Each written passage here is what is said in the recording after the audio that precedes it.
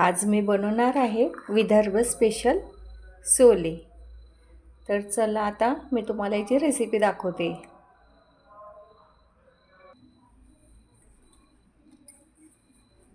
आता आपण हिरवी मिरची 4-5 घेतल्या, म्हणजे ह्या थोड्या तिखट आहे म्हणून 4-5च घेतल्या। याला आता छान भाजून घेऊ।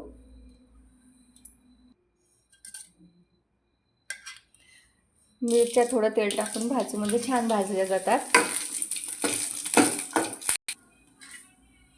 आता मिरच्या भाजून झाल्या, मिरच्या आपण काढून घेऊ। आता हे दाणे पण असे भाजून घेऊ। आता तुरीच्या शेंगा तर संपल्या, पण आता बाजारात होत्या म्हणून एक वेळ म्हटलं भाजी बनवूनच घेऊ। याला पण असं छान भाजू, छान असेल कलर थोडासा चेंज होईपर्यंत भाजून घ्यायचे, म्हणजे भाजी छान लागते याची आणि याचा जो कच्चेपणा आहे तो पण निघून जाते।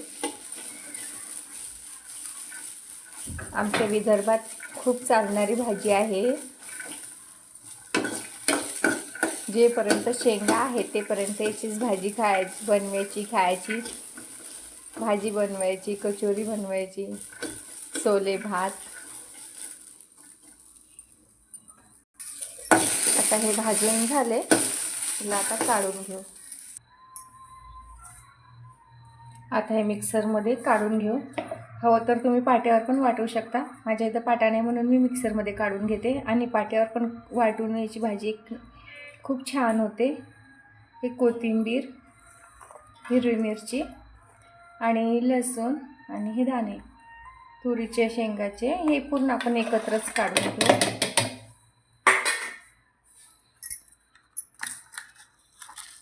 आणि 1 चम्मच जिरं, 1 चम्मच मीठ। आता हे मिक्सरमध्ये फिरून घेऊ।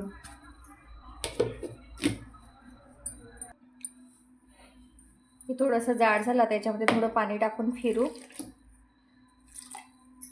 थोडं पाणी टाकून फिरवले आणि जास्त बारीक पण नाही करायचं आहे, साधारणच ठेवायचं आहे।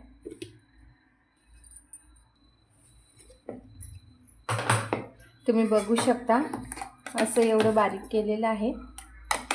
आता आपण याला फोडणी देऊन घेऊ। आता कढई गरम झाली, त्याच्यात तेल टाकू।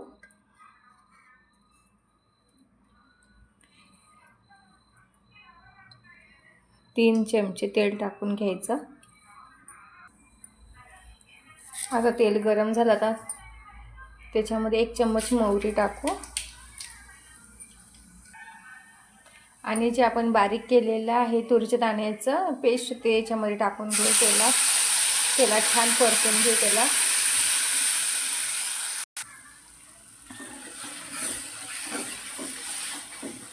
असे छान तेलामध्ये होऊ द्यायचं, म्हणजे याचा स्वाद पण छान येते।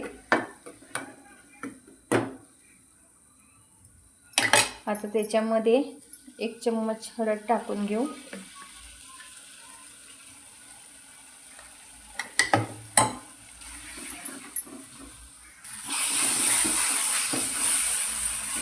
आता याच्यामध्ये आपण पाणी टाकून घेऊ।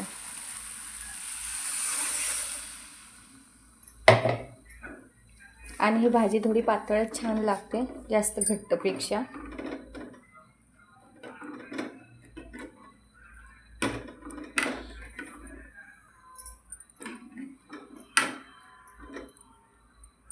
आता याला छान अशी उकळी येईपर्यंत शिजू देऊ।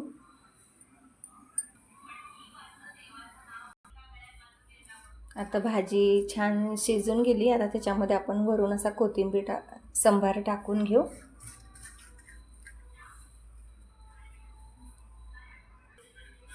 आता आपली भाजी अशी झाली आहे तयार। आता आपण गरम गरम भाजी घेऊ।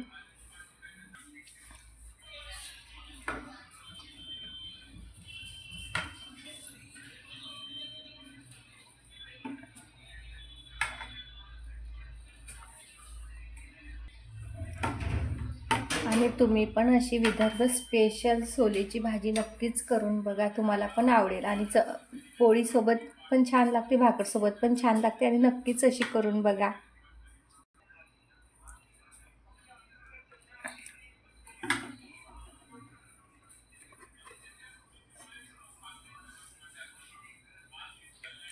या जेवायला.